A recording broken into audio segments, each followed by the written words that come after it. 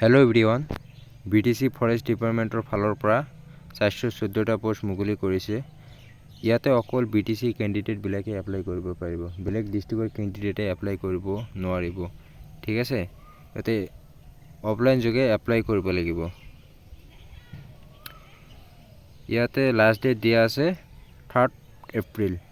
ঠিক আছে, আৰু পোষ্ট নেম ফৰেষ্টাৰ 1ত 84টা পোষ্ট আছে আৰু ফৰেষ্ট গাৰ্ডত 330টা পোষ্ট আছে।